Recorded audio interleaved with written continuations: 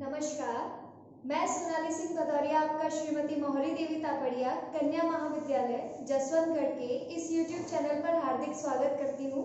हम अपनी मैथ्स की स्टडी को आगे बढ़ाते हुए अपने नए टॉपिक के साथ आज यहाँ पर मिल रहे हैं। पिछले टॉपिक्स में हमने कई तरीके की बातें की हैं। आज जो टॉपिक है वो उन सभी से अलग है। आज हम अपने गाउस थ्योरम के बारे में बात करें, यानी गॉस थ्योरम आज हम पढ़ेंगे क्या होती है, क्या इसका स्टेटमेंट है और इसके एग्जांपल्स को कैसे सॉल्व किया जाता है, उसके बारे में आज हम यहाँ पर देखेंगे। तो आपको अपनी स्क्रीन पर इसका स्टेटमेंट दिखाई दे रहा होगा।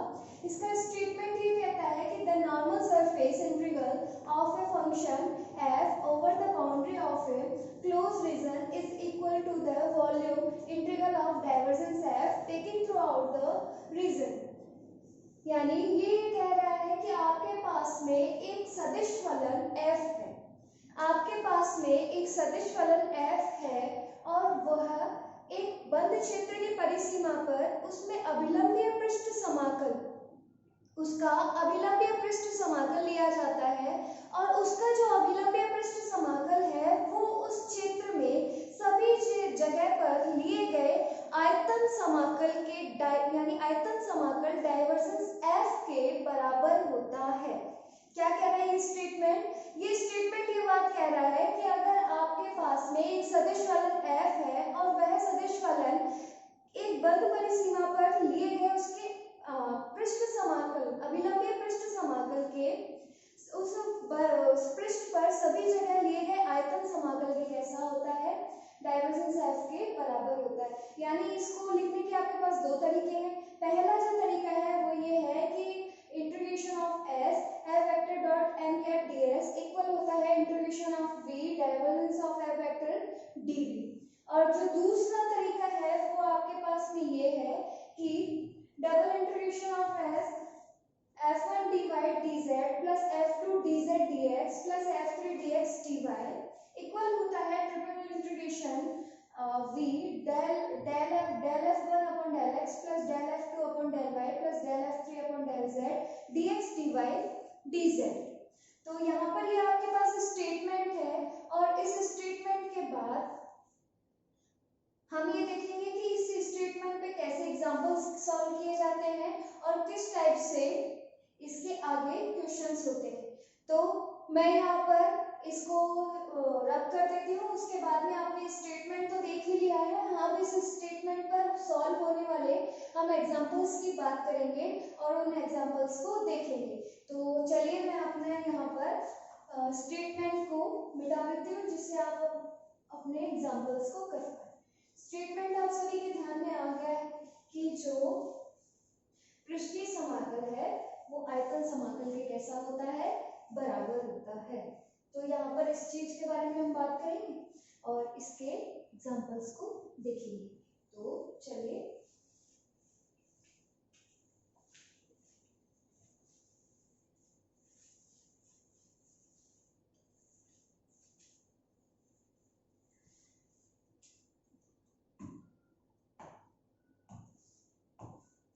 इसका एग्जांपल हम देखते हैं। एग्जांपल आपको कहता है कि मान ज्ञात करना, आपको इवैल्यूएट कीजिए, मान ज्ञात कीजिए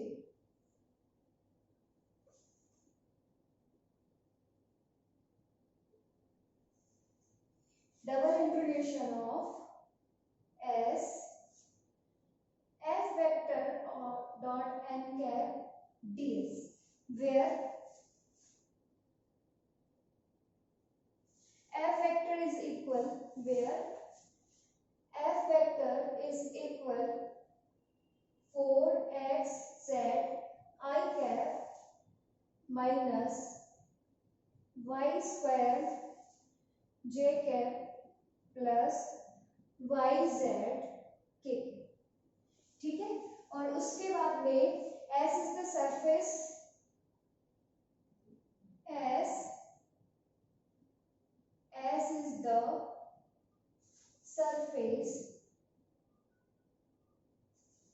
surface of the cube। s क्या है? s is the surface of cube bounded by the plane।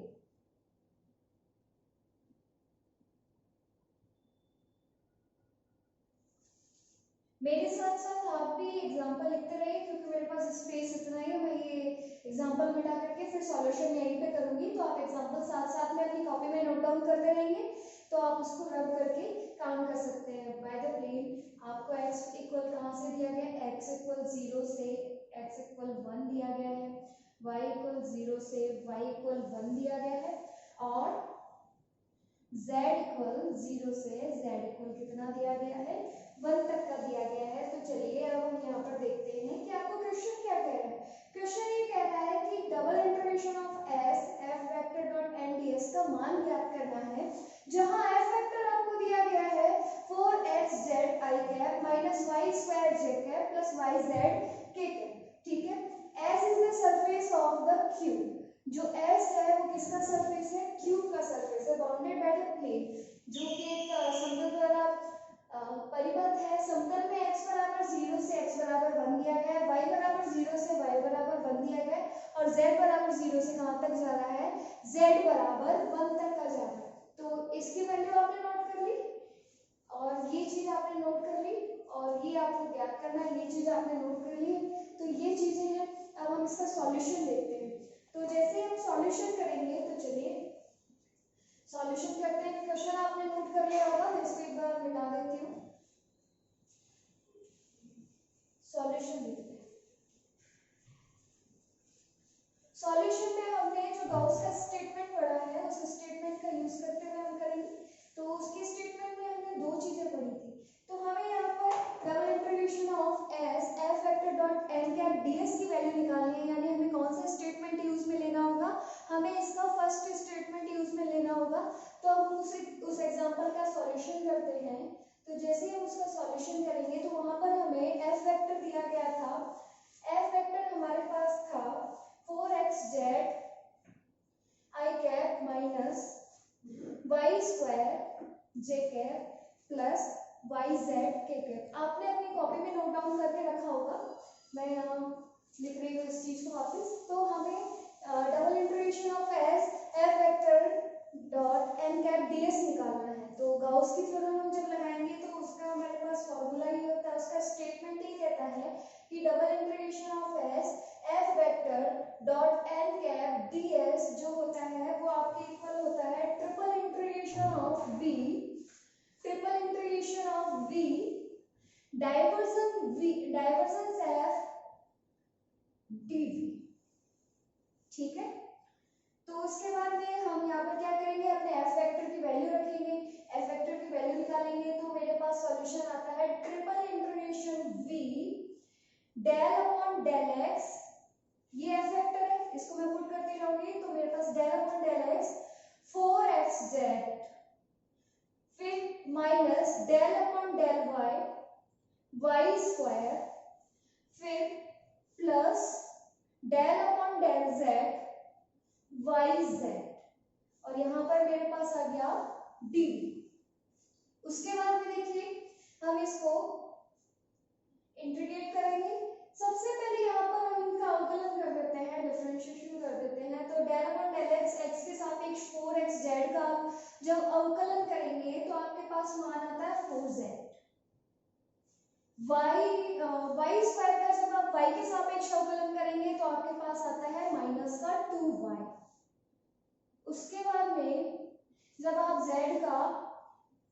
z के सापेक्ष yz का अवकलन करेंगे, तो आपके सामने बनेगा प्लस का y, और ये आपके पास हो गया dv। उसके बाद में देखिए आप जब इसको सॉल्व करेंगे, तो triple integration v 4z 2y minus का 2y प्लस का y, तो आपके पास कितना बचा, माइनस का y, और ये आपके पास हो गया dv।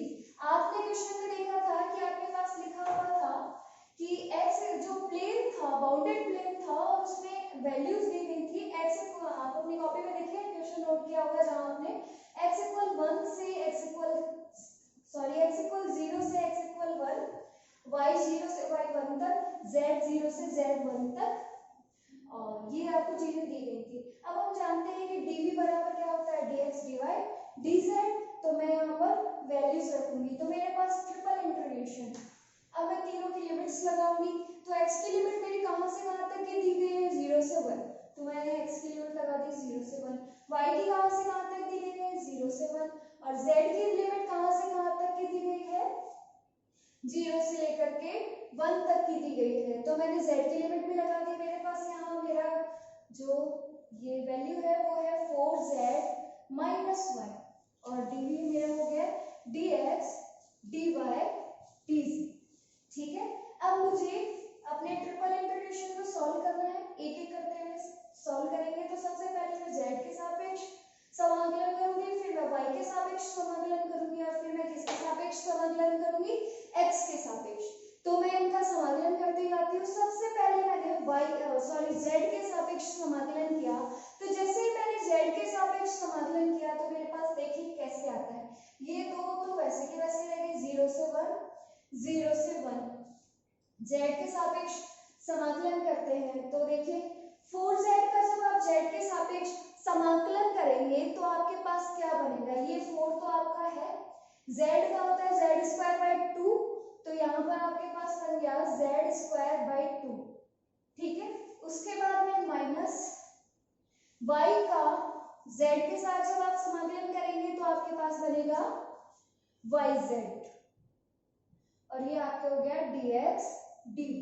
इसको आगे सॉल्व करेंगे तो आगे सॉल्व करने पर हमारे पास 0 से 1, और इसकी लिमिट कहाँ से कहाँ तक थी हमारे पास 0 से लेकर के 1 तक की थी। अब हमें ये लिमिट अपनी रखनी है, upper limit minus lower limit. सबसे पहले हमें अपर लिमिट की वैल्यू रखनी है और उसके बाद में लोअर लिमिट की वैल्यू रखनी है। तो 0 से 1, सबसे पहले मैंने ये जैसे 1 रखा तो मेरे पास तो यहाँ पर बनता है, इस 2 से 4 कैंसिल आउट हुआ तो मेरे पास बना 2z स्क्वायर, और मैं 2z स्क्वायर, अब मैं 1 रखूंगी तो मेरे पास कितना हो जाएगा 1 का स्क्वायर 1, यानी कितना बना 2।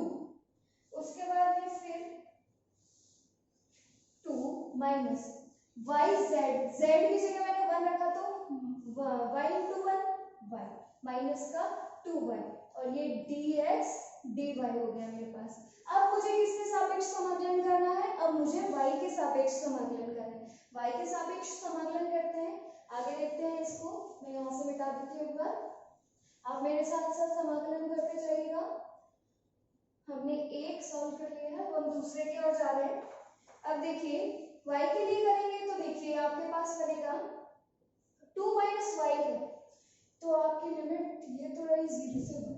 अब देखिए 2 का y के सापेक्ष करेंगे तो आपके पास कितना आ जाएगा 2y माइनस y का जब y के सापेक्ष समाकलन करेंगे तो आपके पास बनेगा y स्क्वायर बाय 2, तो y स्क्वायर बाय 2। आपकी इसकी लिमिट कहाँ से कहाँ तक की थी 0 से लेकर के 1 तक की लिमिट थी, और ये आपके हो गया dx। ठीक है, y वाला हमने पद कर दिया है सॉल्व, तो अब इसको आगे सब सॉल्व करेंगे। तो आगे सॉल्व करने पर हमारे पास ये वैल्यू कुछ इस प्रकार से बनेगी।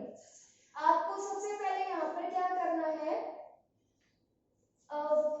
ये जो वैल्यू है उसमें अपर लिमिट माइनस क्या करना है लोअर लिमिट करना है। तो अपर लिमिट आप लगाएंगे तो आपके पास अपर लिमिट कितनी है 1, y की जगह कितना पुट करेंगे 1, तो 2 इंटू 1 यानी 2 माइनस 1, y की जगह 1 पुट करेंगे तो 1 का स्क्वायर 1 बाय 2, ये इंटू dx। उसके बाद में देखिए आपके पास जो बनता है वो क्या बनता है, इसको जब हम सॉल्व करते हैं तो 0 से 1, ये हमारे पास सॉल्व करने पर क्या बनता है 4 माइनस 1 यानी 3/2 dx। 3/2 को मैं बाहर ले लेती हूँ, 3/2 0 से 1 dx। जब मैं इसका समाकलन करूंगी तो मेरे पास क्या बनेगा, तो जैसे ही इसका मैं समाकलन करूंगी तो मेरे पास आ जाएगा 3/2 0 से 1 dx, तो dx का हो गया x। अब मुझे इसकी लिमिट लगानी है कहां से कहां तक की 0 से लेकर के 1 तक की लिमिट लगाऊंगी। तो जैसे ही मैं 0 से लेकर के 1 तक की लिमिट लगाऊंगी और ये मान रखूंगी तो मेरे पास देखिए क्या आता है 3/2, ये अपर लिमिट रखी मैंने तो 1 माइनस लोअर लिमिट हमेशा रखते जाएंगे, 0 है तो हमारे पास ये वैल्यू क्या होती रहती है 0 होती रहती है, तो 1 माइनस 0 1, और 1 को जब मैं 3/2 से मल्टीप्लाई करवाऊंगी तो मेरे पास मेरा आंसर निकल करके आएगा, और मेरा आंसर क्या होगा 3/2। तो मेरे को प्रश्न में कहा गया था कि double integration of S F vector dot N cap d s की वैल्यू फाइंड आउट करनी थी, तो उसका मान मेरे पास कितना निकल करके आया है 3/2। तो हमने यहाँ इस अपने वीडियो में अपने गाउस थ्योरम के स्टेटमेंट को देखा और उसके स्टेटमेंट पे बेस्ड एक एग्जांपल देखा। तो आप इसी वीडियो में इसी प्रकार के अन्य वीडियो में आगे बने रहिएगा, हम इसमें इसके और एग्जांपल्स को सॉल्व करेंगे। चलिए मिलेंगे एक नए वीडियो में एक नए टॉपिक के साथ, तब तक के लिए नमस्कार।